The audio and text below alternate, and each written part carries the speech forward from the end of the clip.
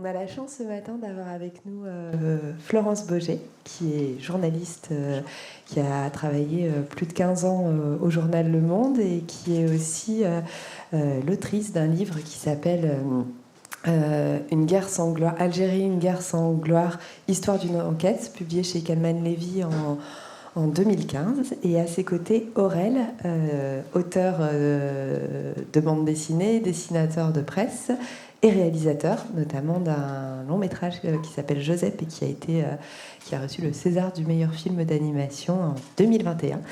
Et vous êtes côte à côte parce que vous avez travaillé ensemble sur un sujet, une enquête en bande dessinée, d'abord publiée dans la revue dessinée sous le titre Un trop long silence, et ensuite publiée animée et adaptée en vidéo par les équipes du journal Le Monde. Et on va commencer par ça, pour commencer par la vidéo. Alors c'est une vidéo qui parle de la guerre d'Algérie et qui parle plus spécifiquement de la question du viol. Donc si certaines personnes ne sont pas à l'aise avec le sujet, ça dure 10 minutes et on sera toujours là après.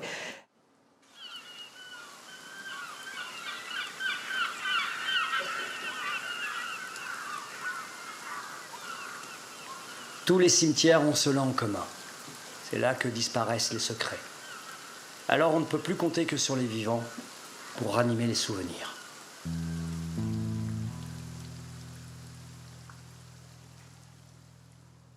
Elle s'appelle Louisette Iguilariz. En 1957, elle avait 20 ans. À cette époque, l'Algérie était française. À cette époque, l'Algérie, c'était la France. On m'appelait Lila. C'était mon nom de guerre. Je me battais pour l'indépendance et un jour je suis tombée dans une embuscade. J'étais grièvement blessée. On m'a transférée au siège de la 10e division parachutiste du général Massu, à Hydra, sur les hauteurs d'Alger. Il y avait un capitaine, un certain Graziani. Il venait dans mon box plus souvent que les autres. Tu vas parler, oui. Des noms. On veut des noms. Je veux mourir.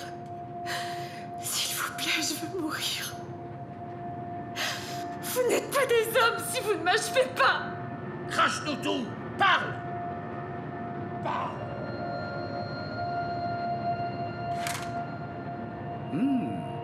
C'est que c'est une vraie femme. J'ai été détenue pendant 3 mois. Et on m'a interrogée tous les jours. On vous a torturé, mon petit. Qui vous a fait ça? Qui? Vous ne voulez pas répondre? Tant pis. On va vous soigner. Mais laissez tomber le maquis. C'est pas fait pour les femmes. Me soigner. Plutôt mourir. Le lendemain matin, un camion militaire transfère Louisette à l'hôpital Maillot de Bab el-Oued. Aïe! Vous me faites mal. T'as mal? Mais tes bombes et celles de tes amis terroristes, ça fait mal aussi. Tu sais ça? C'est qui celle-là? Une Felaga. On la soigne sur ordre du commandant Richaud. Richaud. 2 jours plus tard, on m'a ramenée dans mon box. J'étais épuisée. Vous souffrez toujours? Richaud. Qu'est-ce que je peux faire pour vous? C'est pas possible. C'est le bon Dieu qui me l'envoie. M'envoyer en prison. Là-bas, au moins, je serais pas interrogée. Je m'en occupe. Vous savez, je n'ai pas vu ma fille depuis 6 mois. Vous me faites terriblement penser à elle. J'ai été transférée en prison. Grâce à ça, j'ai survécu. Ma mère m'avait demandé de ne plus parler de tout ça. Je me suis tue. Mais je n'ai jamais oublié Richaud.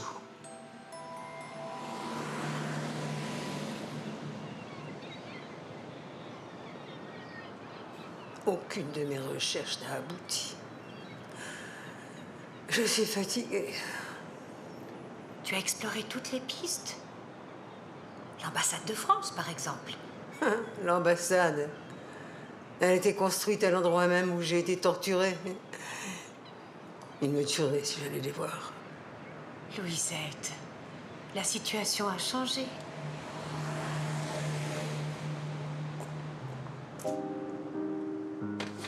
Avec ma sœur, on a envoyé des lettres un peu partout. Pendant 20 ans. Et puis, un jour...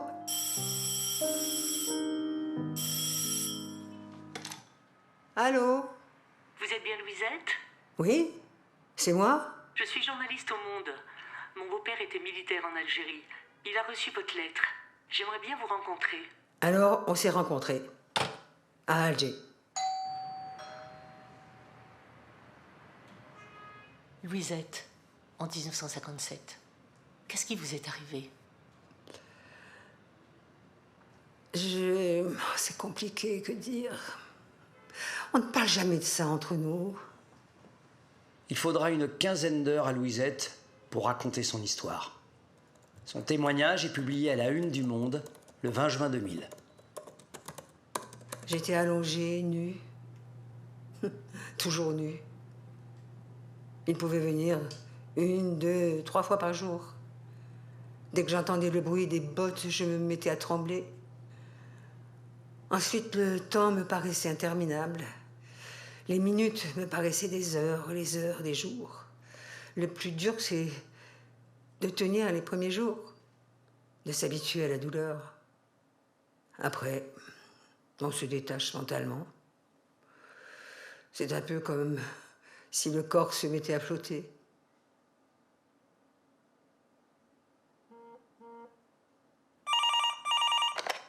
Colombani? Bijard à l'appareil. Je vais vous poursuivre en justice. Je vais mettre le monde à genoux. Les jours suivants, les généraux français Bijard et Massu prennent la parole. Tous deux étaient en première ligne pendant la guerre. J'ai toujours vécu pour la France. Bijard, torturant, violant les femmes, laissez-moi rire. Je suis incapable d'écraser un poulet sur la route. Voilà tout ce que j'ai à dire. Mais tout ça, c'est tellement d'un ridicule, d'un faux. Je me demande qui a pu manipuler cet article 45 ans après. Le général Massu, lui, pour la première fois, regrette l'usage de la torture. On m'a demandé d'aller très vite, le plus vite possible, étant donné le mal que faisaient les Félagas dans Alger même, leur campagne de bombes qui tuait beaucoup d'innocents. Il fallait y aller. À partir du moment où il faut y aller, s'ils ne voulaient pas parler alors qu'on avait toutes les raisons de penser qu'ils étaient coupables, qu'est-ce que vous voulez qu'on fasse? On était obligé de les secouer un peu. Je les regrette évidemment, je regrette qu'ils soient allés à ce point-là. Tout l'été, l'histoire de Louisette provoque un immense tumulte médiatique et politique.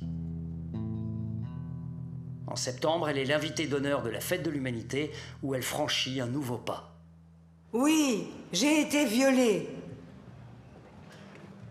Et moi, je suis français par le crime. Je suis le fruit d'un viol, celui de ma mère. En août 1959, elle a été arrêtée et violée pendant 1 an, toutes les nuits, par les soldats français. Elle avait 15 ans. L'homme qui vient de prendre la parole s'appelle Mohamed Garn. Sa mère, Kéra, vit dans le cimetière Sidi Yahya d'Alger. Après des années de recherche, Mohamed a fini par la retrouver.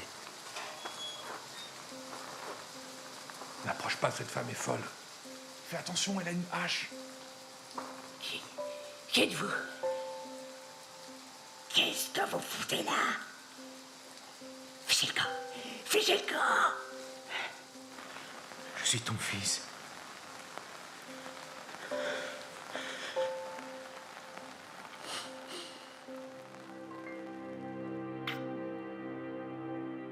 Louisette et Kéra ne sont pas seuls. La torture et les viols sont pratiqués en Algérie depuis le début de la colonisation en 1830. Entre 1954 et 1962, pendant la guerre d'Algérie, ils sont massifs. Gisèle Halimi, avocate, est l'une des premières à avoir dénoncé l'ampleur du phénomène. Tomber aux mains des parachutistes français pour les Algériennes, c'était une tragédie. 9 fois sur 10, les indépendantistes étaient violées quand elles étaient interrogées. Elles refusaient que je le dise devant le tribunal. Elles avaient peur qu'après ça, aucun homme ne les épouse.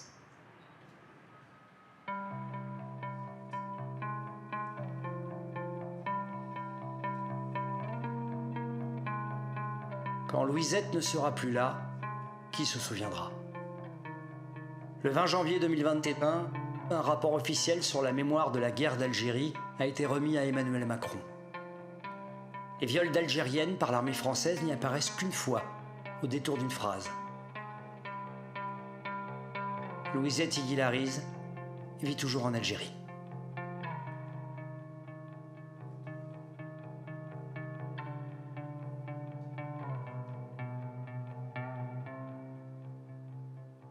Une femme, vous savez, c'est très... Une femme, c'est... Le viol, c'est tout. D'une façon très, très violente.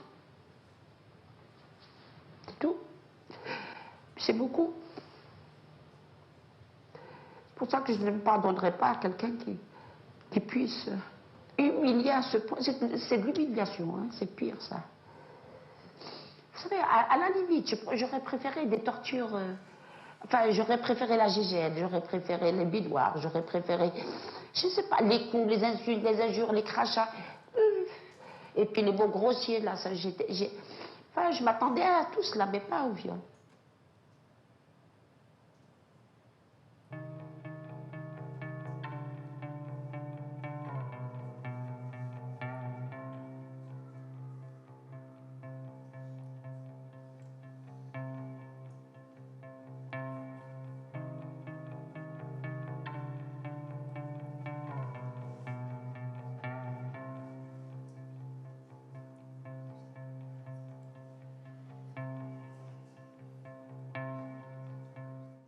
Florence, donc tu as rencontré Louisette à Alger, comme le montre cette séquence. Comment cette rencontre a-t-elle eu lieu? Comment es-tu arrivée chez elle et était-il difficile de la faire parler?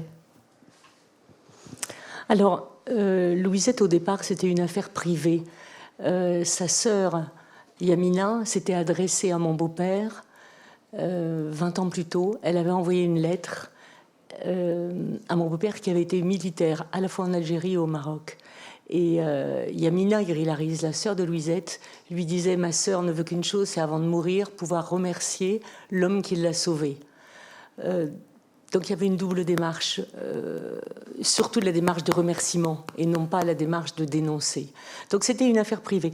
Mon beau-père m'en avait parlé, la lettre avait mis 20 ans à lui arriver parce qu'elle était arrivée à son frère André et non pas à lui qui s'appelait Henri. Et quand il m'en a parlé, c'était à peu près en 1999 et moi je suis entrée au monde en l'an 2000. En avril ou en mai 2000, j'ai été envoyée en Algérie parce que j'étais chargée des pays du Maghreb. Et je suis allée voir Louisette à titre privé, pas du tout dans l'idée d'écrire un article, mais pour écouter son histoire et voir comment je pouvais l'aider à la place de mon beau-père, sur la demande de mon beau-père surtout. Louisette, ça a été difficile de la faire parler, absolument. Jamais elle n'a prononcé le mot viol, mais je l'avais compris, c'était entre les mots. Elle me disait tout le temps, tu sais, quand on est une femme, tu comprends, tu devines comment on peut nous faire parler. Et j'ai dû rester une quinzaine de jours en Algérie. Moi, le propos du Monde, c'était pas de me faire travailler sur la mémoire, mais c'était sur l'Algérie du jour, qui sortait d'une guerre civile terrible, donc sur l'actualité. Donc le soir, quand j'entrais dans ma chambre d'hôtel, je faisais des recherches sur Internet et j'essayais de retrouver Richaud. J'y arrivais pas. Et à la fin de mon séjour, j'étais voir Louisette, je lui ai dit, écoute, la seule façon de retrouver Richaud, d'avoir une chance d'avoir de ses nouvelles, parce que des Richaud, il y en a plein, je ne sais même pas si son nom s'est terminé avec un D ou avec un T, je ne savais même pas son prénom, je ne savais rien, il est peut-être mort. Est-ce que tu acceptes que j'écrive ton histoire dans Le Monde, si Le Monde l'accepte? Elle m'a dit oui, mais pas un oui très franc. Je la sentais très très réticente parce que ça voulait dire exposer à tout le monde, pratiquement ouvertement, qu'elle avait été violée. Et moi-même, j'ai mis des semaines, puisque ce voyage datait d'avril. Je crois que je suis retournée en mai, je l'ai revu. J'ai toujours pas écrit l'article. Je repoussais tout le temps le moment de le faire parce que je ne savais pas comment l'écrire. Suggérer qu'elle avait été violée, mais ne pas l'écrire en toutes lettres. Et puis finalement, je l'ai fait au moment où le président de l'époque, c'était Bouteflika, est venu en voyage en France. Et c'était un samedi, je me souviens très bien. J'ai écrit l'article en 20 minutes, alors que d'habitude, je suis un peu besogneuse quand j'écris. Mais je pense que je le portais un peu en moi. Et je l'ai mis dans le système informatique du journal Le Monde, qu'on appelle le frigo. Et puis, je suis partie en week-end, un week-end de dimanche-lundi, puisque j'avais travaillé le samedi. Et le lundi, en arrivant, en passant au kiosque dans la rue, je me souviens très bien que je vois Le Monde avec à la une mon article avec l'histoire de Louisette. Louisette, Lila recherche l'homme qui l'a sauvée. Donc, j'avais même pas été prévenue, mais l'article était passé tout de suite. Et ça a été un coup de tonnerre. Un coup de tonnerre. Pour Louisette, pour moi, pour le journal Le Monde, pour tout le monde. Voilà. Aujourd'hui, donc 20 ans après, quelle nécessité à raconter encore cette histoire et à la raconter différemment ? En l'an 2000, j'ai continué l'histoire de Louisette parce qu'elle était emblématique de nombreux cas de viol que j'ai rencontrés, sans chercher, je vous dis, à remonter l'histoire. Mais le passé et le présent se mêlaient tout le temps. Et à chaque fois que je parlais de la guerre d'Algérie aux Algériens, moi, je parlais plutôt de la guerre récente, civile, qu'on appelle les années noires ou les années de sang, qui avaient eu lieu de 90 à l'an 2000. Et eux mélangeaient tout le temps et me reparlaient de la guerre avec la France. Et je sentais qu'il y avait un mélange des époques et des genres qui était constant et que c'était un traumatisme qui n'était jamais passé. Je ne sentais absolument pas de haine vis-à-vis de la France. Au contraire, un amour profond. Je me demandais d'ailleurs comment c'était possible. Et au fur et à mesure de mes séjours, j'ai rencontré énormément de femmes violées pendant la guerre d'indépendance. Et je peux dire, pour vous donner un exemple, la plus jeune que j'ai rencontrée avait 9 ans quand elle avait été violée. Et dans une famille que je connais bien, sur les 6 filles, 5 ont été violées. Et la maman l'a été dans les centres d'interrogatoire devant sa fille de 14 ans. C'est vous dire à quel point le phénomène était généralisé. Donc je me suis dit, il faut faire quelque chose, il faut l'écrire. Et à l'époque, j'ai écrit une enquête sur les viols avec l'histoire de Keira Garn, dont vous avez un aperçu dans le film. C'est un aperçu bouleversant, cette femme qui était devenue folle après avoir été enceinte d'un viol collectif, de plusieurs viols collectifs. J'ai écrit un premier papier sur les viols pendant la guerre d'Algérie, déjà dans Le Monde. Et puis, finalement, le couvercle est retombé. En 2005, je crois qu'en 2005, j'ai dit « j'arrête d'enquêter sur la guerre d'Algérie, c'est trop douloureux, c'est trop violent ». Et puis, je sentais que ma famille n'en pouvait plus. Et c'est l'année dernière, au moment du rapport Stora, qui a fait un très beau boulot et avec les moyens qu'il avait, c'est-à-dire pas de moyens. Il a fait un travail fantastique, mais j'ai trouvé qu'il avait négligé un aspect essentiel pour moi, dans la réconciliation franco-algérienne. C'est pas seulement la question des disparus qui empoisonne la réconciliation, mais c'est la question des viols, parce que les hommes ont été violés autant que les femmes, et bien plus tôt. Depuis 1830, c'était une méthode d'interrogatoire dans les commissariats et les PC de gendarmerie, tandis que le viol des femmes, à ma connaissance, n'a commencé qu'avec la guerre, en 1954.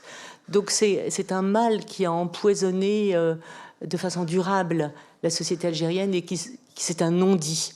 C'est un non-dit et qu'il faudra dire un jour si on veut vraiment que cette société se débarrasse de ce traumatisme. Et à mon avis, c'est un traumatisme qui est partagé aussi du côté français, parce qu'il ne faut pas oublier qu'il y a à peu près 7 à 9 millions de Français qui, comme le dit Benjamin Stora, ont l'Algérie au cœur. C'est-à-dire qui sont soit enfants d'ancienne Algérie, de colons, de harkis, d'immigrés. On est très concernés par la question algérienne en France. Voilà, je suis désolée si j'étais trop longue. Pas du tout. Aurèle, quand on t'a proposé de t'emparer de ce sujet, qui n'est pas le plus simple des sujets, tu as immédiatement accepté, ou en tout cas tu t'es immédiatement dit que oui, il y avait une nécessité telle que celle que Florence la raconte? Oui, alors déjà je voudrais dire à Thibaut que je compatis.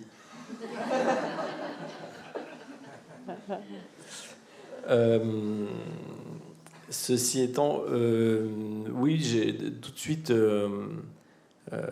moi, j'avais travaillé déjà sur la guerre d'Algérie et sur l'Algérie avec d'autres journalistes précédemment. Et c'est un sujet qui m'intéresse fortement et que je trouve... qui n'est pas résolu. Donc, comme Florence l'expliquait, enfin, je vais pas reprendre les propos de Florence. Alors, attendez, je vais lire le dessin.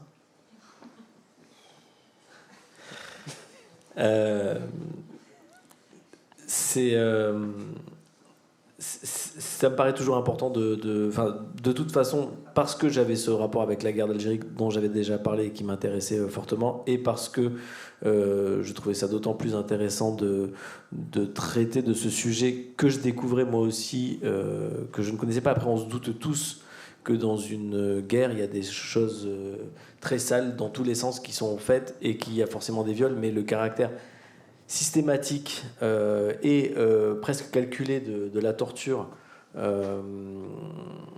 par ce biais-là est quand même... Enfin, je sais pas, je suis pas le plus grand patriote du monde ni absolument nationaliste, mais se dire que le pays auquel on appartient, le pays des droits de l'homme, qui se goberge de tout un tas de choses, est capable de provoquer ça sur un terrain de guerre, on se dit que la moindre des choses, c'est d'essayer à sa petite hauteur, d'essayer de réparer ce qu'on peut. On réparera pas grand-chose, mais le fait de le faire exister, Florence l'avait fait exister il y a une vingtaine d'années à l'écrit, a permis de crever cet abcès-là.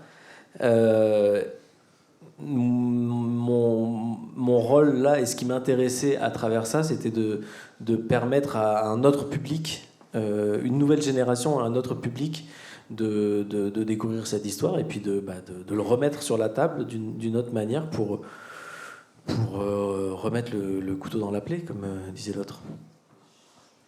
Tu parles de caractère systématique. Est-ce qu'on peut, Florence, parler de viol comme une arme, comme un outil? Est-ce qu'il y avait des ordres donnés en ce sens? Vous voulez dire, est-ce que c'était une arme de guerre? Moi, je ne le pense pas. Je pense qu'il n'y avait pas d'intention délibérée, comme il y a eu, par exemple, pendant la guerre dans l'ex-Yougoslavie ou au Rwanda, avec une intention génocidaire. La différence est importante. C'était, comment vous dire, c'était banal, ça a été massif, mais il n'y a jamais eu d'ordre écrit. Il n'y a même pas eu d'ordre oral. Ça allait de soi quand les hommes étaient dans les campagnes et faisaient des raids dans les mechtas. Ils avaient carte blanche, comme on leur disait. Mais ce n'était pas toujours le cas. Il y avait des militaires qui se sont opposés très, très énergiquement à ces pratiques. Et en Algérie, on s'en souvient encore et on en garde une reconnaissance immense. Outre le cas de Louisette qui cherchait Richaud, j'ai rencontré une autre femme qui s'appelle Zor Zerari et qui figure dans la BD. Et Zor avait été sauvée d'un viol, là aussi, par un certain Jean Garnier, un sergent. Donc, il y a une gratitude. Si vous voulez, toute l'histoire de Louisette en 2000, qui a déclenché un retour de mémoire sur la guerre d'Algérie, en France et en Algérie, je crois qu'elle a fait mouche précisément parce que Louisette ne faisait pas que dénoncer des atrocités, elle exprimait sa gratitude. Il y avait le noir, mais il y avait aussi le blanc. Et c'est ça qui a touché et qui fait que... elle a provoqué vraiment un tournant en l'an 2000, ça, il n'y a pas de doute. Ce qui ne figure pas, dans l'adaptation vidéo, mais qui est dans la BD aussi, c'est tous ces témoignages d'appelés, d'anciens militaires qui sont traumatisés par ce qu'ils ont vu ou ce qu'ils ont fait. Et moi, je trouve que ça fait écho aussi à le film Des hommes de Lucas Belvaux qui raconte ces traumatismes-là et tout ça. Enfin, c'est pas du tout pour défendre, hein, mais c'est très intéressant dans la BD de voir qu'il y a cette prise de conscience d'hommes qui ont été témoins ou acteurs de ça, enfin acteurs tortionnaires. Hein. Les acteurs de viol, moi j'en ai rencontré que 2 qui ont accepté de me dire qu'ils avaient violé eux-mêmes, et quelquefois avec des termes détournés. L'un, par exemple, qui m'a dit « Je n'ose plus retourner en Kabylie, j'ai peur que des enfants blonds sortent de derrière les dunes en me criant « Papa, papa ».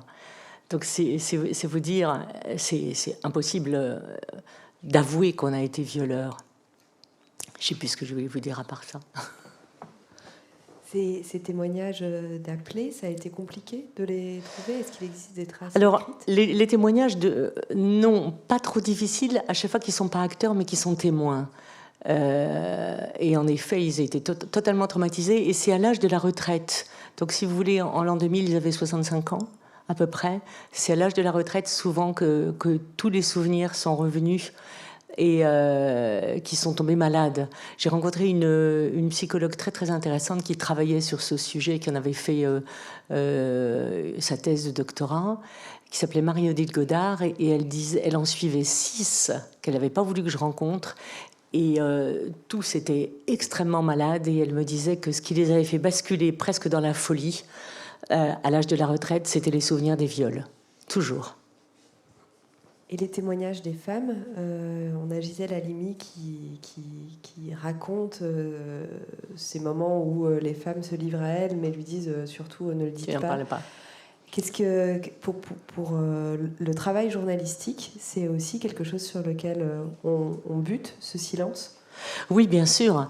Bien sûr, même si on est une femme et que c'est plus facile que par rapport à un homme. Par exemple, vous avez un grand historien qui s'appelle Mohamed Harbi.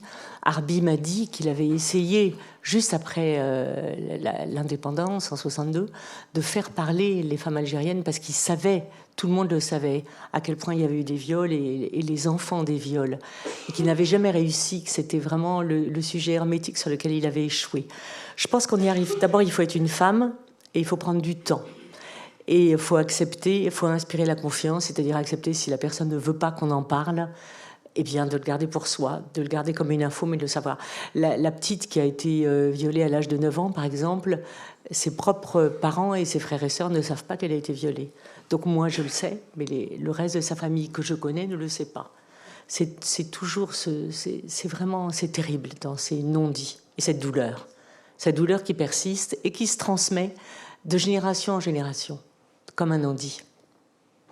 Alors en effet, c'est lourd et comme le souligne Thibaut, c'est dur, ces sujets-là.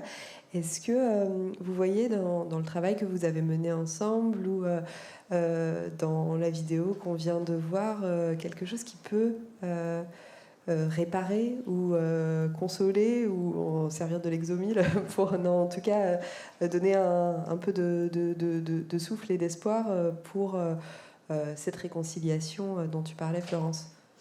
En Algérie, le film, parce que la BD, ils n'y ont pas forcément accès, puisque le courrier ne marche pas, mais le film, depuis 3 jours, cartonne et c'est une déflagration. Ils sont absolument stupéfaits. Je reçois des mots de tous les côtés. Louisette, d'abord, qui remercie et qui félicite Aurel parce qu'elle dit « il a su préserver mon intimité », ce que je trouve trop touchant comme mot. Il a su préserver mon intimité. Ça, c'est pour la BD. Et pour le film, elle m'a réécrit à plusieurs reprises en me disant, à chaque fois que je la regarde, je pleure, j'ai l'impression que je revis ça. Donc oui, je pense qu'il y a une telle force et en même temps une telle pudeur dans cette BD, dans ce film, que ça peut complètement aider, même en France, puisque ça atteint un public qui ignore ce qui s'est passé en l'an 2000, ça paraît déjà loin, 2000 à 2005, ça peut aider à la fois à prendre conscience et à obliger les politiques et même d'une certaine façon les historiens, les historiens, je dirais, de l'ancienne génération, parce que la nouvelle génération commence à en tenir compte de la question des viols. Mais les historiens de l'ancienne génération, pas vraiment. Pour eux, j'exagère en disant c'est des dommages collatéraux. C'est des dommages collatéraux pour les politiques. Pour les historiens, pas forcément. Il y a plutôt de l'ignorance. Et le fait qu'un historien, à la différence d'un journaliste, les deux jobs sont complémentaires, ne va pas sur le terrain. Et moi, je vous le disais tout à l'heure, c'est pas par les anciens appelés d'Algérie, mis à part les archives privées, c'est pas par eux qu'on en saura sur les viols, qu'on en saura plus sur les viols. C'est vraiment en allant sur le terrain et en recueillant les témoignages des victimes. Et les victimes, elles meurent toutes les unes après les autres. Et je pense que les politiques, consciemment ou inconsciemment, jouent là-dessus en se disant bientôt il n'y aura plus personne pour pouvoir témoigner de ce qui s'est passé. On a encore un homme politique et un militaire très très connu à la retraite aujourd'hui, qui ont été des tortionnaires en chef, coupables de viol ou d'avoir laissé faire ou d'avoir assisté ou même d'avoir violé eux-mêmes, en tout cas violé des hommes, ça j'en ai la preuve. Et ils ont une retraite dorée aujourd'hui, personne ne le sait ou ne veut le savoir, on les laisse tranquilles parce qu'il y a une série de lois d'amnistie en cascade après l'indépendance qui interdit qu'on en parle. Donc quand j'en ai parlé en 2000, je n'ai pas parlé que des viols, j'ai aussi dénoncé Le Pen comme tortionnaire en chef, le général Schmitt, qui avait été le chef d'état-major des armées françaises pendant la guerre du Golfe, sous François Mitterrand. Et ça m'a valu des procès. Donc, si vous voulez, à chaque fois, même en vous parlant aujourd'hui, je suis un peu tendue, je cherche mes mots parce que je ne sais jamais jusqu'où je peux aller sans risquer un nouveau procès. Pour braver des lois d'amnistie, il faut avoir un prétexte. Et le prétexte, je l'ai eu surtout en 2001, parce que Jean-Marie Le Pen prétendait entrer à l'Élysée. Je ne sais pas si vous vous souvenez, mais il est resté seul en course avec Jacques Chirac. Il avait éliminé Lionel Jospin au premier tour des élections présidentielles. Le choc a été tel qu'à ce moment-là, Plenel, le directeur de l'information au Monde, m'a dit « Je sais que tu as des choses sur Le Pen, tu peux les sortir maintenant ». C'est comme ça que je les ai sortis. Mais je vous dis, à chaque fois au prix de procès. Donc ces lois d'amnistie, elles protègent les criminels de guerre et c'est pas très bon pour la réconciliation franco-algérienne. Aujourd'hui, qu'est-ce qu'on pourrait attendre des responsables politiques? Emmanuel Macron est allé en Algérie en août. Elisabeth Borne est en Algérie aujourd'hui même. Quelle prise de parole par rapport à la thématique qu'on aborde on pourrait légitimement attendre? Est-ce que la réaction est à la hauteur?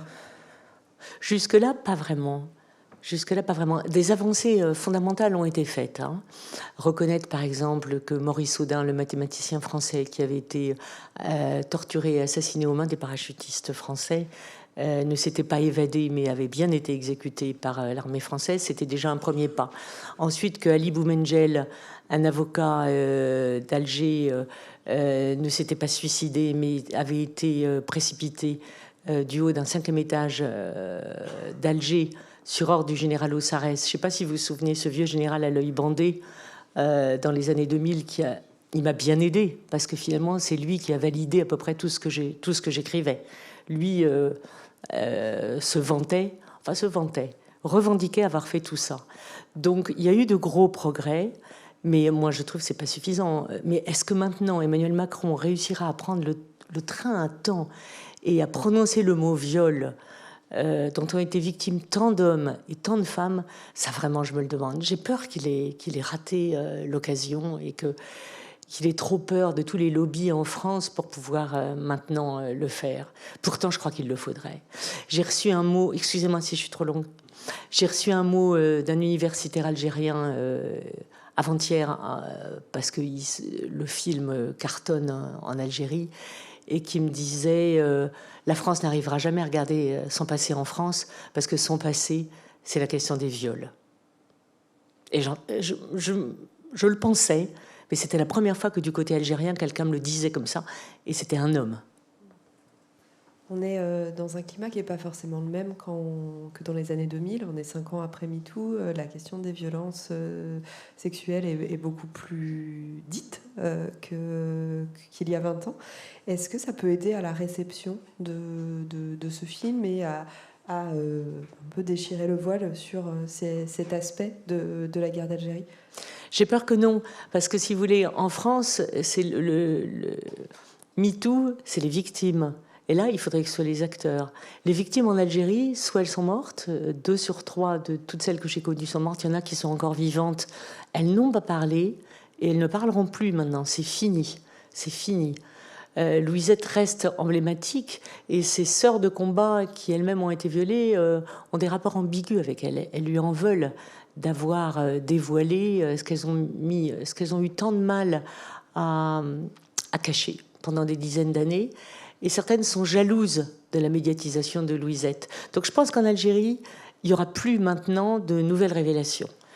En France, je vois mal les violeurs, ceux qui restent maintenant, auraient 80-85 ans, je les vois mal disant voilà ce que j'ai fait. Non. Aurèle, toi, la question de la mémoire, c'est quelque chose qui t'intéresse dans ton travail. Enfin, c'est quelque chose qu'on retrouve dans Joseph, ou de faire durer en fait et de ne pas laisser tomber dans l'oubli des pans de l'histoire où la France n'est pas forcément à son avantage. Tu voyais une continuité entre les différents projets que tu mènes? Il y a une continuité dans le sens où c'est des récits du réel. En effet, pas de choses très riantes ni glorieuses. Alors, sur Joseph, c'est un peu différent que sur Louisette, parce que c'était pas la mémoire historique dans Joseph, c'est pas mon sujet. Le sujet, c'est vraiment Joseph en lui-même, et il s'avère qu'il s'est passé ça, et donc on raconte dans le contexte dans lequel il a vécu. Alors, pour recontextualiser, Joseph, c'est un peintre, un dessinateur. Un dessinateur catalan qui a combattu le franquisme et qui est passé en France à la fin de la guerre d'Espagne, comme 500 000 autres Espagnols, qui a été enfermé dans des camps de concentration dans le sud de la France, et qui a dessiné beaucoup dans ces camps. Et l'histoire de ces camps de concentration a été totalement oubliée dans la mémoire française. Mais mon sujet, c'est Joseph. Il s'avère que ça se passe dans ces camps, et donc ça permet de parler de ces camps aussi. Mais mon sujet, c'est pas les camps. Là, c'est un peu différent, puisque c'est un vrai sujet historique, et le but, c'est de rappeler cette histoire. Mais en tout cas, la continuité, c'est en effet ces récits historiques. On est à la limite entre l'histoire, comme tu le disais tout à l'heure, l'histoire et le journalisme. Mais là, on a encore des témoignages de gens présents et vivants, donc ça reste du journalisme.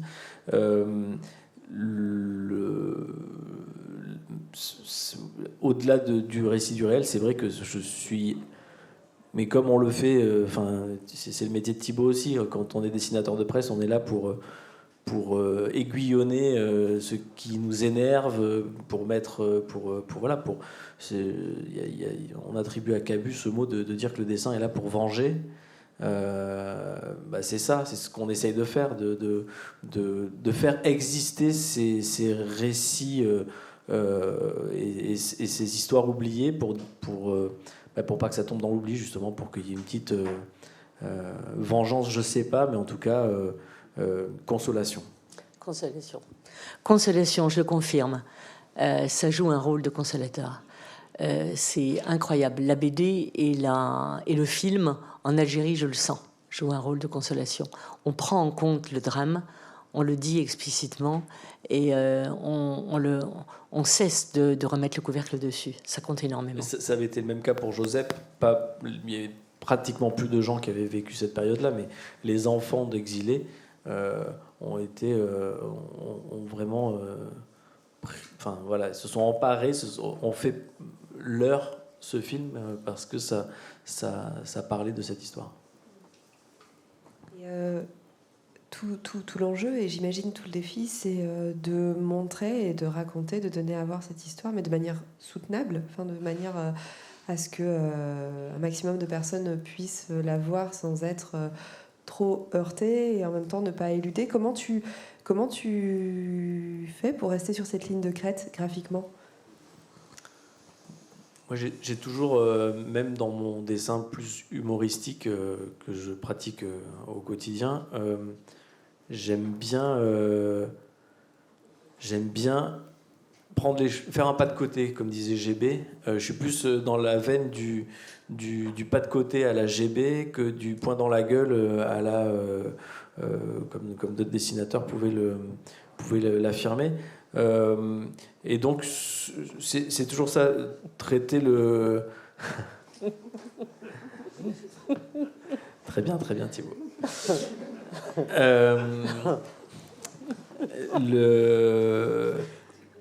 C'est dur de retrouver... C'est la première fois que je me retrouve de ce côté-là, en fait. D'habitude, je suis à sa place. J'étais en train de... Je sais même plus ce que j'étais en train de dire.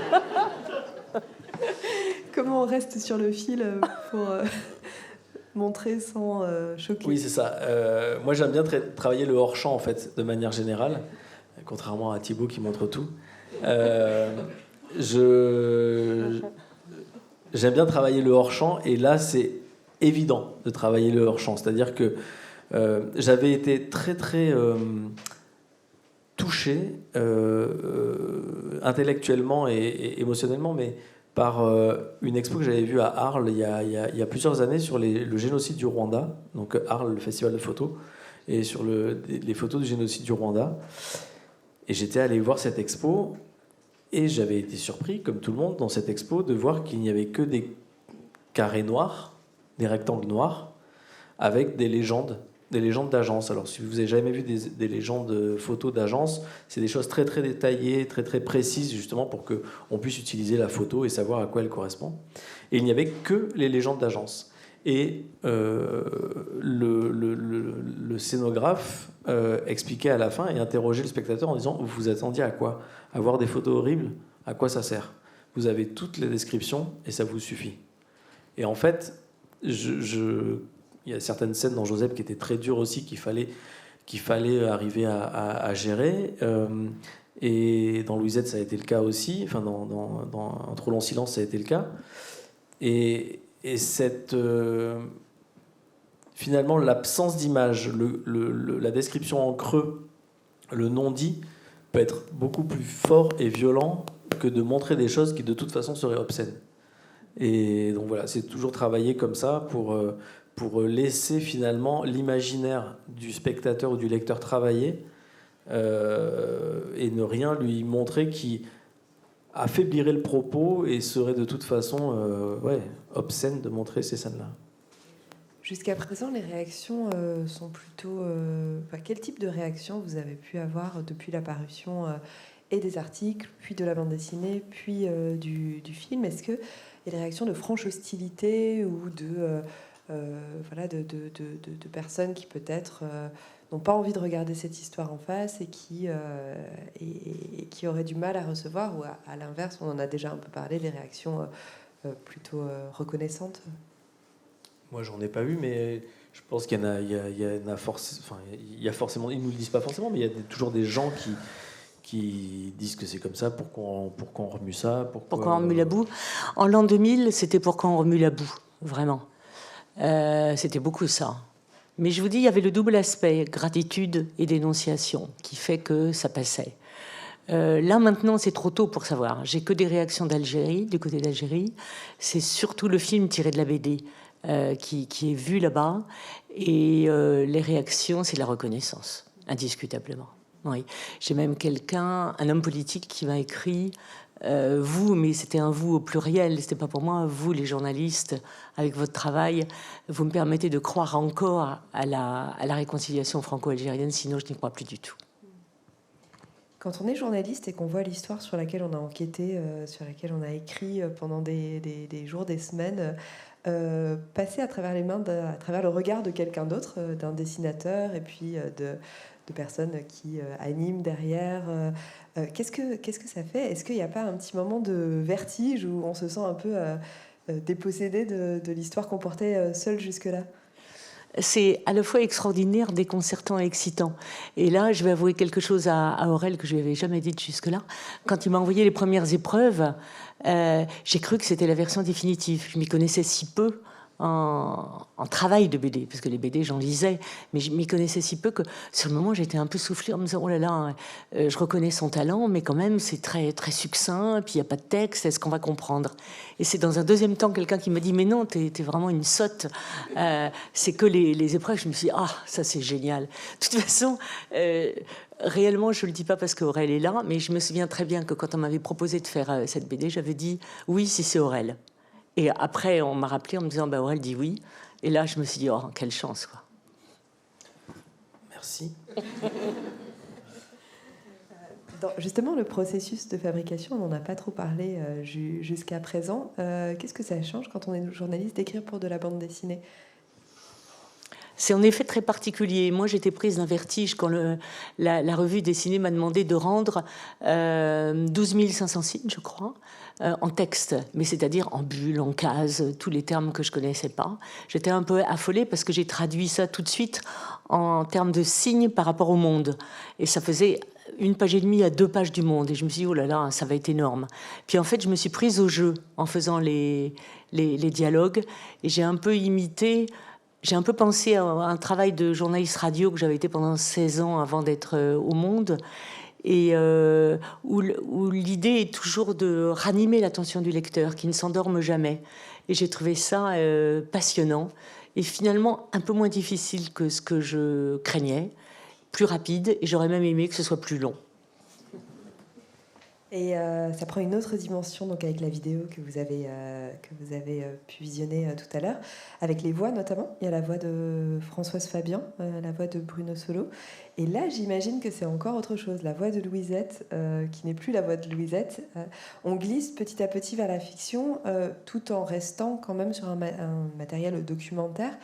Est-ce qu'il y a des garde-fous à mettre, que ce soit pour le dessin, pour assurer qu'on dise toujours le vrai, et quelle marge de liberté on laisse à toutes les personnes qui passent derrière pour s'emparer de ce sujet? C'est peut-être à Aurel de répondre. Le fait de parler d'un sujet, quel qu'il soit, du réel en dessin, nous fait de toute façon basculer vers une interprétation du réel, et on n'est plus dans le réel. Alors, c'est le cas aussi quand par exemple, si on avait fait une reconstitution en image réelle avec une caméra, mais c'est moins évident, puisqu'on a l'impression de voir des vraies personnes et tout ça. Le dessin, de toute façon, ça met à distance, puisque ce ne sont pas des vraies personnes, ce ne sont pas des vrais décors, c'est dessiné, c'est réinterprété. Donc, y compris le personnage de Louisette, quand je le dessine, j'en fais un personnage de bande dessinée. Donc, ce n'est plus Louisette. C'est pas un documentaire où on serait allé filmer Louisette en train de parler. Je ne pense pas qu'elle aurait accepté en plus, mais... voilà, il y a un passage à un degré de fiction, en tout cas de non réel. Et donc moi, ça me choque pas du tout d'aller chercher une actrice pour poser sa voix sur la voix de Louisette, parce que on aurait mis ça dans la vidéo, sa vraie voix à la fin, c'est parfait. Mais on lui aurait demandé de réinterpréter tout ce qu'on fait dire, tout ce qu'on lui fait dire dans la bande dessinée. Ça n'aurait pas eu de sens parce qu'elle n'est pas actrice, donc elle n'aurait pas été naturelle. Donc c'est tout le problème du passage de la création audiovisuelle, c'est-à-dire que pour faire vrai, il faut faire du faux. Si on montre quelque chose, si on met les vraies personnes et qu'on leur demande de jouer leur rôle, généralement ça marche pas parce que elles sont pas à l'aise, elles savent pas parler devant une caméra, elles savent pas poser leur voix, etc. Donc il y a de toute façon de la reconstruction et en dessin par principe puisque c'est un dessin. Donc ça me choque pas, je trouve que ça marche très bien parce que c'est des grands acteurs tous les deux et ils ont fait ça à merveille.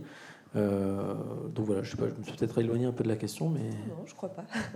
Et sur le mélange entre voix d'acteurs, de comédiens, de comédiennes et les voix réelles, est-ce que ça a été une question? Est-ce que c'est tout naturel? Retrouver Louisette et la vraie voix de Louisette à la fin, c'était quelque chose qui allait de soi? Alors, c'est des choix qui ont...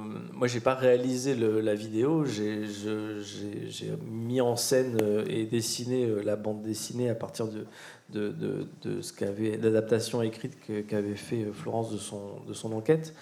Et ensuite, c'est donc Charles-Henri Groult du Monde qui a pris en charge la réalisation de la vidéo.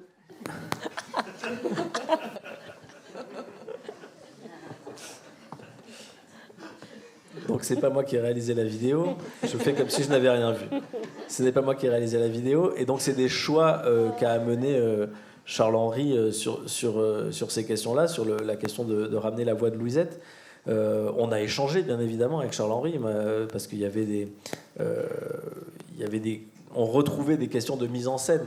Même dans la vidéo, il fallait réadapter certaines mises en scène, et la réalisation, c'est pas que de la mise en scène, c'est toute la partie des choix techniques et de mener à bien la technique, ce qu'a merveilleusement fait Charles-Henri. Mais sur les questions de mise en scène, en effet, on a échangé.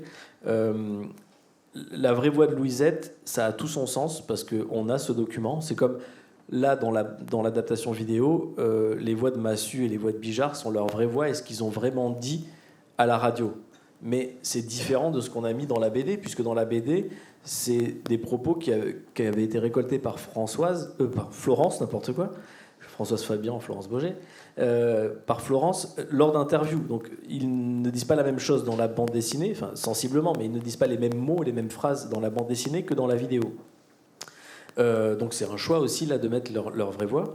Pour la voix de Louisette, c'est un peu différent puisqu'il y avait ce parti pris d'avoir une voix fictive de Françoise Fabian pour Louisette. Et la question de cette vraie voix de Louisette, elle est d'une force immense à la fin, mais elle se justifie totalement d'un point de vue de mise en scène parce qu'elle vient en épilogue, elle vient conclure. Ça serait au milieu de la vidéo, ça serait très bizarre. Mais là, il y a un côté à part qui fait que ça prend tout son sens. Il n'y a qu'une chose qui manque d'une certaine façon dans cette voix de Louisette, et qui figure dans la BD, c'est une phrase bouleversante où elle dit « J'aurais préféré une torture normale plutôt que le viol ». Et ça, c'est vraiment bouleversant. Mais elle n'a pas pu le répéter à la radio, si vous voulez. Elle me l'a dit à l'oral. Mais le raconter comme ça, ensuite, on ne peut pas lui faire dire des phrases. Mais c'est vous dire comment c'est considéré en Algérie comme ça, la torture. Une torture. J'aurais préféré une torture normale, la baignoire, la gégène, mais pas le viol. J'en suis pas encore remise de cette phrase. Et on a dans les vraies voix, on a cette prise de parole de Massu qui est historique. Donc c'est cet extrait radio qu'on rapporte. En quoi c'est historique ? C'est historique d'abord parce que Massu a validé l'histoire de Louisette en révélant que Richaud avait bien existé, que c'était un de ses grands amis, un humaniste, le médecin militaire de la 10e division parachutiste. Et c'était très très important parce que finalement même le monde, la direction du monde mettait en doute mon histoire. Donc le fait que Massu la valide a été absolument essentiel. Et ensuite, Massu m'a dit qu'il regrettait que les choses, comme il dit, et il le redit dans l'interview radio, que les choses soient allées si loin. Donc ça, c'était la question des viols. Et je sais qu'ensuite, à une conversation, j'ai interviewé 2 fois Massu. Et je sais que il a rencontré, ça m'a été rapporté par le général Ossarès. Ça vous dit peut-être rien, c'est toujours ce général à l'œil bandé, criminel de guerre. Et ils étaient très amis. Et je sais que c'est Ossarès qui me l'a raconté. Ossarès se plaignait auprès de Massu du fait que quand même Florence Baugé, elle exagère, elle accuse le capitaine Graziani d'avoir violé Louisette. Et il paraît que Massu lui a répondu il en était bien capable. Donc Massu a eu un rôle déterminant en validant l'histoire, en regrettant l'usage de la torture, en prononçant le mot torture, alors que jusque-là il disait simplement secouer un peu. Là il a dit je le regrette, et il l'a redit dans une interview en novembre 2000, une autre interview en disant on aurait dû faire les choses différemment, mais justement il ne savait pas comment. Peut-être que l'ensemble de nos échanges et les dessins de Thibaut Soulcier et que ce soit le sujet sur lequel Florence a enquêté ou la mise en dessin et en vidéo vous inspire des questions. Parce que la première étant toujours la plus difficile à poser. Un micro arrive jusqu'à vous.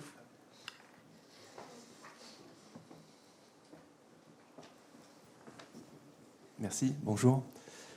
Je suis enseignant de sciences économiques et sociales dans un lycée rennais qui porte le nom d'un couple qui a été fondateur de la Ligue des droits de l'homme et qui a été assassiné par la police de Vichy. Donc je suis assez touché par toutes ces questions-là, par l'histoire de ma discipline, la culture politique que porte ma discipline et puis par le nom de ce lycée. Et depuis 2016, on a créé en Bretagne et maintenant en France un prix de bande dessinée qui s'appelle le prix social BD. Avec la sélection de cette année, on en est à 50 albums depuis 2016 et l'une des BD d'Aurel, La Menuiserie, a été sélectionnée l'une des premières années. Et dans ce lycée auquel j'appartiens, il y a une classe défense depuis quelques années qui permet donc à des élèves volontaires d'y faire je ne sais pas exactement quoi, enfin d'en apprendre plus sur l'armée, mais aussi de de faire des espèces de parcours du combattant en treillis, d'être pris en photo, et ça circule sur la communication du lycée, puisque aujourd'hui, quand on est à un lycée, il faut communiquer sur ses projets. Donc moi, je communique sur le prix social BD, avec des BD très engagés. Donc voilà. Il y a quelques jours, je me demandais, je repensais au documentaire que Gaël Faye et un autre documentariste ont fait sur le Rwanda. Malheureusement, j'ai oublié le nom de ce documentariste, sur les femmes rwandaises violées par l'armée française. Là, aujourd'hui, je découvre ce travail-là, cette bande dessinée, votre travail, Madame Florence Baugé.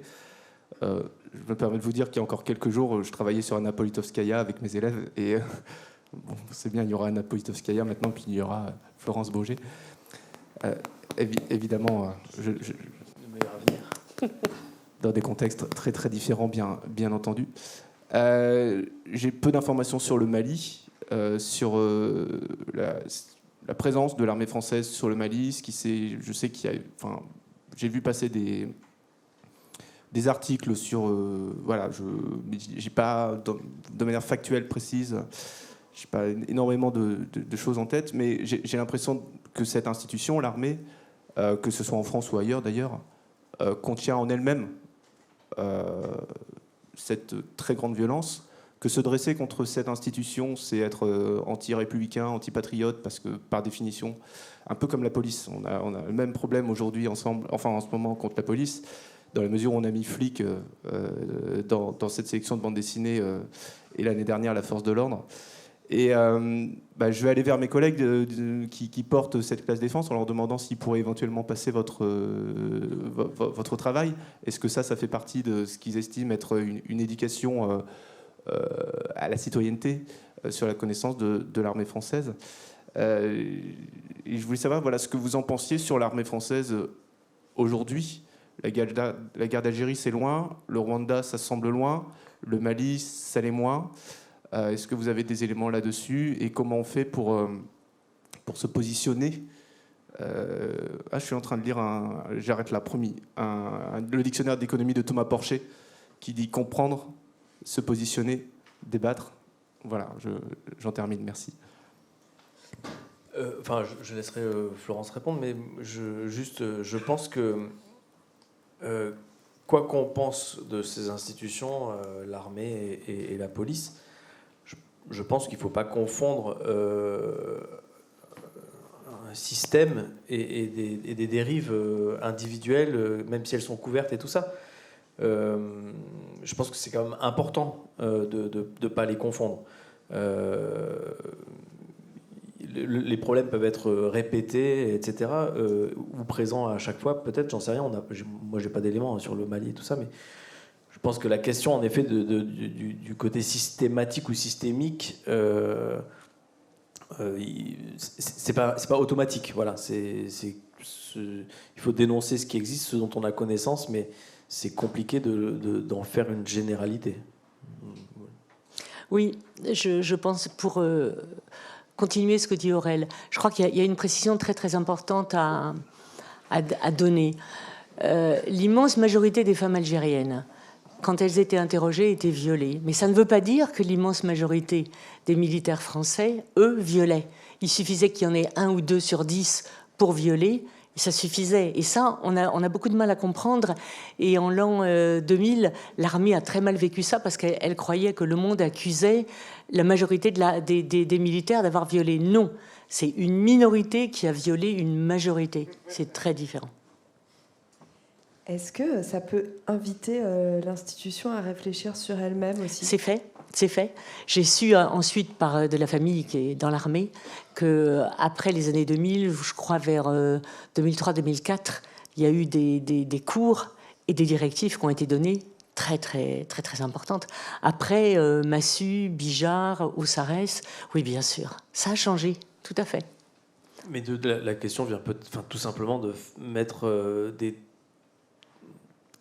dizaines, des centaines d'hommes loin de leur famille, avec des armes et du pouvoir à un endroit Et il y a forcément des dérives et des débordements. Et d'ailleurs, je crois que toutes les villes de France qui ont des casernes et tout ça savent qu'il y a beaucoup plus de filles mères et de problèmes de viol et tout, parce que voilà, mais c'est pas forcément un signe égal avec l'institution en elle-même, c'est ce que je veux dire. L'institution tremble.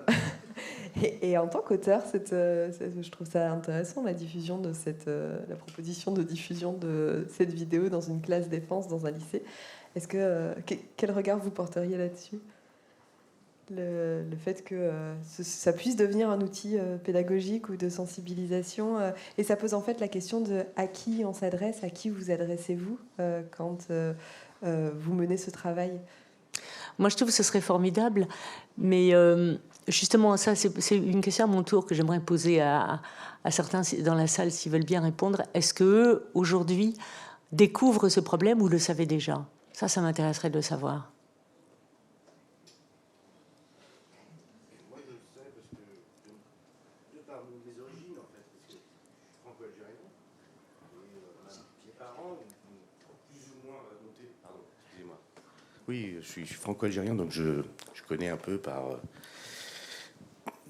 Même s'il y a énormément de silence autour de la guerre d'Algérie, mon père a été torturé, etc.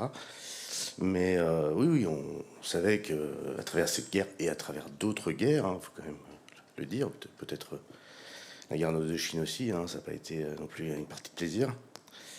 Voilà, donc moi je le savais plus ou moins. Mais c'était très émouvant et je voulais vous remercier. Merci à vous. Est-ce que certaines personnes ont découvert cet aspect-là avec... Je vais pas vous demander de lever la main, ça ferait beaucoup trop scolaire, mais peut-être opiner du chef pour qu'on voit si c'était un pan aussi oublié qu'on l'imagine.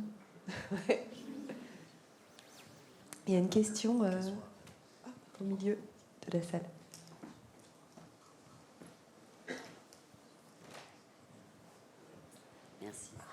Alors moi, juste pour répondre à la question, enfin pour vous dire, je m'en doutais un petit peu parce que je me dis s'il y a torture, il y a viol aussi. Là où je suis un peu étonnée, c'est lorsque vous parlez des viols des hommes, parce que je pensais que dans les crimes de guerre, le viol était plutôt réservé aux femmes et non pas aux hommes. Donc ça, je suis très surprise par ça.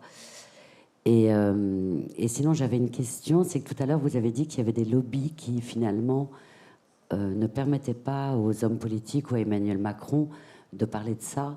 Il y avait des lobbies. Des lobbies. Oui, c'est vrai. Mais pourquoi de quel lobby s'agit-il Qu'est-ce que vous entendez par là, finalement? Qu'est-ce qui empêche un président de la République de parler de ça pour qu'il y ait une véritable réconciliation franco-algérienne? Macron voit d'abord l'opinion publique française avant de voir l'opinion publique algérienne. C'est évident dans toutes ses déclarations, donc il les pèse. Les lobbies, si vous voulez, c'est un peu général de dire ça, donc je le dis avec prudence. Mais il y a d'abord l'extrême droite, il y a le lobby des rapatriés, mais c'est beaucoup l'extrême droite surtout. Beaucoup de lobbies d'extrême droite, ah oui. Est-ce que le fait d'avoir une cinquantaine de députés RN à l'Assemblée, 80 pardon, je minimise, nuit, enfin en tout cas avec ce rapport à l'Algérie, participe de ce rapport de force? J'en sais rien encore, puis je ne m'occupe pas assez de politique française pour savoir ça. Ce qu'il y a de sûr, c'est que Marine Le Pen, elle, s'est toujours démarquée de son père à ce sujet, mais Le Pen vit toujours. Et ça a été quand même publié noir sur blanc dans Le Monde en 2001, 2002, 2001, qu'il avait été tortionnaire et assassin pendant la guerre d'Algérie à la Casbah d'Alger. Il était jeune député poujadiste, il s'était engagé volontaire. Il a passé que 3 mois là-bas, mais il a fait des dégâts épouvantables. Et je ne sais pas si vous avez entendu parler de l'histoire du poignard. C'est une vieille histoire aussi. Il a oublié un poignard avec son nom dans une maison de la Casbah d'Alger. Et quand il m'a poursuivi en justice pour l'avoir dénoncé comme tortionnaire, alors que je l'avais... D'abord, il le niait, avoir été tortionnaire. Mais en plus, il y avait les lois d'amnistie qui m'interdisaient de le faire. J'ai rapporté d'Algérie le poignard et je l'ai présenté à la cour. Et ça a été déterminant pour que je sois relaxée. C'est un poignard nazi. Et c'est marqué J.M. Le Pen. Donc en effet, Front National est quand même assez marqué, tant que Jean-Marie Le Pen est vivant, par cette histoire de guerre d'Algérie. Finalement, on espère que Jean-Marie Le Pen va rester vivant très longtemps pour pouvoir continuer à lier le RN aux nazis. C'est très bien. Je ne m'attendais pas à cette phrase. C'est fait exprès. Alors, une simple réflexion pour continuer votre question. On a quand même eu à Perpignan 2 jours sur le thème de l'Algérie française, qui a été vraiment... Enfin, ça ressemblait un peu à Quai des Bulles, mais pour célébrer avec 19 expositions, avec des chants de l'OAS et compagnie, et ça s'est fait au mois de juin de cette année. Donc je pense que ça répond à votre question assez directement. C'est dommage que le film n'ait pas été sorti à l'époque, ils auraient pu le diffuser. On leur aurait donné les droits sans souci. Oui. Il y avait une autre question, je crois, un peu plus loin.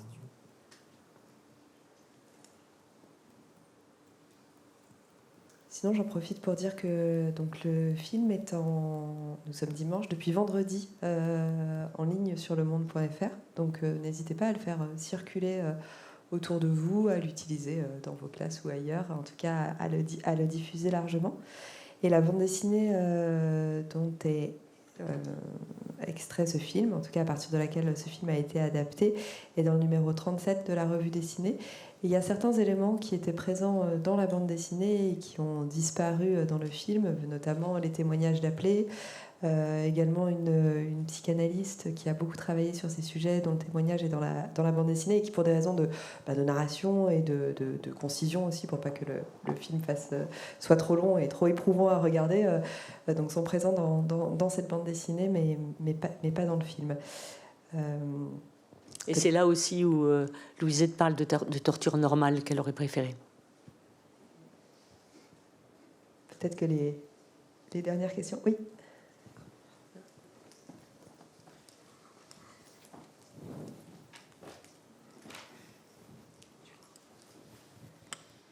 Merci. Je voulais juste vous demander déjà merci beaucoup pour le film, et je voulais vous demander si Louisette a retrouvé son sauveur. Alors, Louisette a appris par massue que son sauveur était mort 2 ans plus tôt.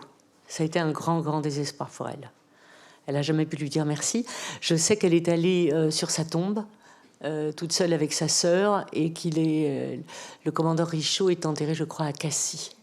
Donc elle a fait ce petit pèlerinage toute seule, et elle lui a déposé des gerbes de fleurs, enfin... ça a été un moment douloureux pour elle d'apprendre... par Massue.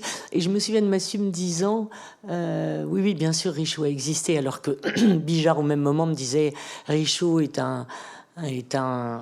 sorti de l'imagination de votre Louisette, alors qu'il était quand même le médecin militaire de la 10e DP. Donc, il mentait tout au début. Et je me souviens donc de Massue me disant si ça me désole ce qui s'est passé pour votre amie. En fait, c'était pas une amie, pour moi, c'était mon travail, mais elle est devenue une amie, mais à l'époque, elle l'était pas. Et il m'a dit, si vous voulez, je peux mettre votre amie en contact avec la famille de Richaud. Donc, c'est ce que j'ai fait. Mais la famille a accueilli ça de façon un tout petit peu détachée, parce que d'abord Richaud était mort, ensuite les dernières années il s'était séparé de sa femme et remarié avec quelqu'un, et je crois que la famille avait éclaté. Et du coup il n'y a pas eu vraiment de liens qui sont établis avec Louisette. Elle en a jamais su beaucoup plus sur Richaud. Mais en plus Richaud, ça a été le sauveur de Louisette, mais il n'a pas fait que des choses très... Il a aussi couvert d'autres actes de torture. J'arrive pas à savoir, mais moi je sais que on peut pas le considérer. C'est pas comme le général de Bollardière, si vous voulez. Bollardière s'est opposé à la torture. Richaud, est-ce que Richaud était un saint ou un salaud? Je me souviens d'un ancien appelé français, donc de la guerre d'Algérie, qui m'a dit pour moi c'était un salaud, parce que finalement il a laissé faire. C'est pas parce qu'il a sauvé Louisette que c'était un héros. Et en effet, on peut le penser. Il était quand même le médecin militaire de la 10e DP, et il ne pouvait pas ignorer ce qui se passait. voit dans le film que c'est pas forcément une position de principe, mais une émotion toute personnelle. Voilà, une émotion parce que Louisette lui rappelait sa fille. Mais quand même, Massu m'a dit c'était vraiment un humaniste. Donc je pense que on ne peut pas le mettre à la même échelle que le général de Bollardière. Je ne sais pas si ça vous dit quelque chose. Bollardière s'est élevé contre la torture pendant la guerre d'Algérie. C'était un jeune général, l'un des plus brillants de l'armée française. Il a été mis aux arrêts et il a fait 30 jours de forteresse pour ça. D'ailleurs, pour parler arrière-cuisine, cette phrase, ça a été un débat entre les équipes du Monde et nous, de savoir si on mettait cette phrase de Richaud qui dit « Vous me faites penser à ma fille », puisque nous, on l'avait mis dans la BD. Moi, je trouvais ça absolument fondamental d'avoir cette info-là, et les équipes du Monde ne le sentaient pas au début, puis ils ont trouvé la manière de l'intégrer. Mais enfin, moi, je suis très content que ça soit dans la vidéo, parce que pour moi, c'est fondamental justement sur les raisons pour lesquelles il le fait.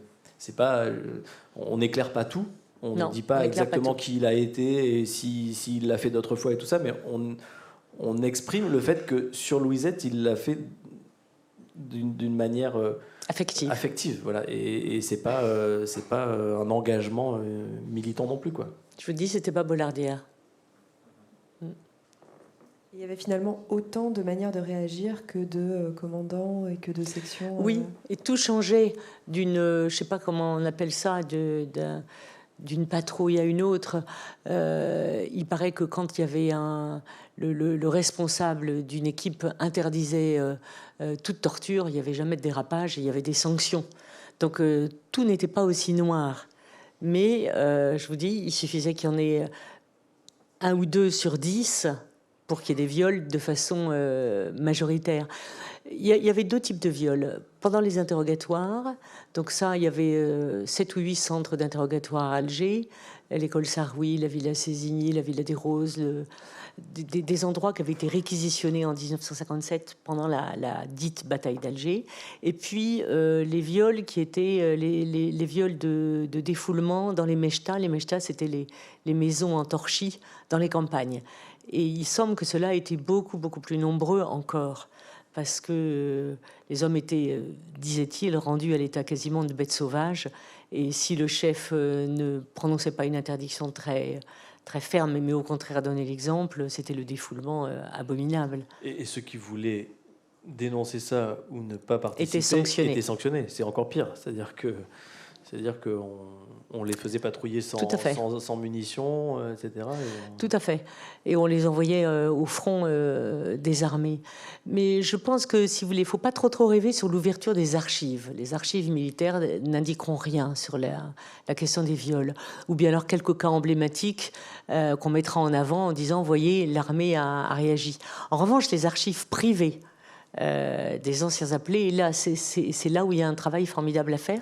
Je crois que c'est fait maintenant par une nouvelle génération de chercheurs. Mais je vous dis, mon regret, c'est quand même les victimes, c'est-à-dire le terrain. En fait, le terrain, c'est que comme ça qu'on avance vraiment. On ne peut pas travailler sur l'histoire que à partir des archives. Alors les historiens vous diront si, parce que les témoins déforment avec les années, et en fait, il faut les deux.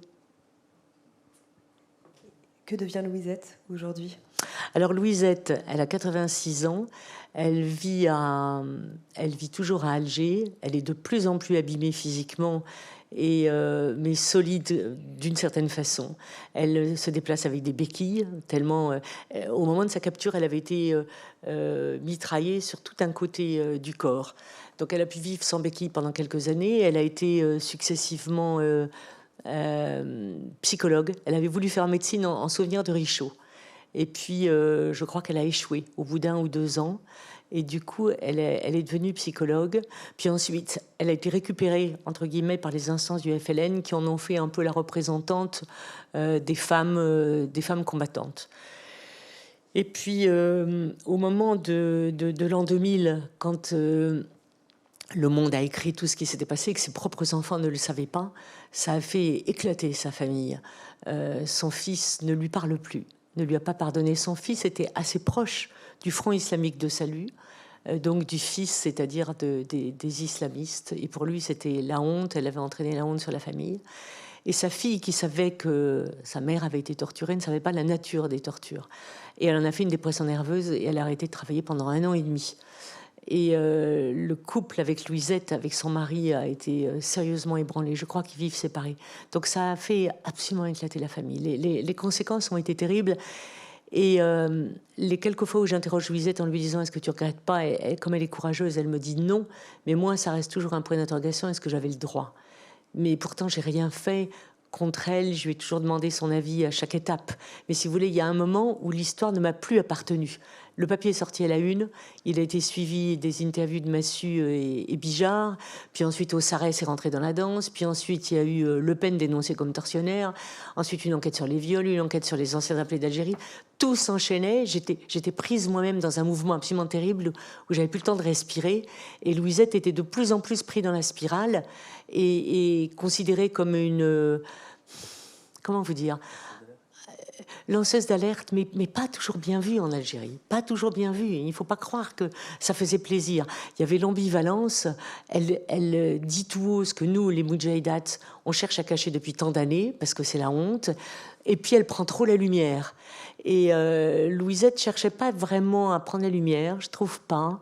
Mais elle était quelquefois un petit peu enivrée par son succès et elle répondait à des interviews où elle se trompait sur les dates. Elle a écrit un livre touchant et un peu catastrophique dans les imprécisions avec une consoeur journaliste.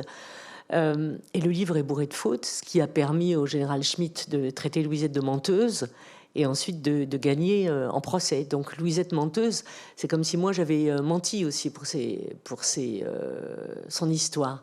Donc si vous voulez, ça a été bourré de rebondissements jusqu'en 2005. Puis là, j'ai arrêté parce que c'était trop et que ma propre famille me demandait d'arrêter. Ils n'en pouvaient plus. Et j'ai pensé que d'autres allaient prendre la relève et ça n'a pas vraiment été le cas. Donc c'est pour ça que l'année dernière, j'ai refait une enquête sur les viols que Le Monde a publié sur une double page. Et à la suite de ça, s'est enchaînée la proposition de la revue dessinée, puis du film.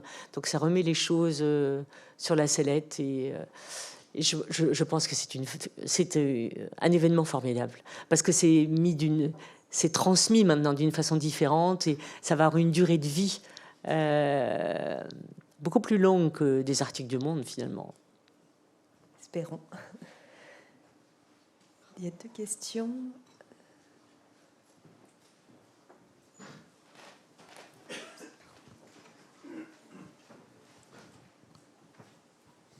Merci, beaucoup plus rapidement que la première fois, pour dire qu'il y a, puisqu'on parle de la revue dessinée, qu'il y a un récit qui s'appelle La 7e arme, dans un des... Alors malheureusement, j'ai complètement oublié le nom du dessinateur que j'ai pourtant reçu avec Frédéric Debaumy pour La Force de l'Ordre au Champ Libre l'année dernière, donc il pourrait m'en vouloir.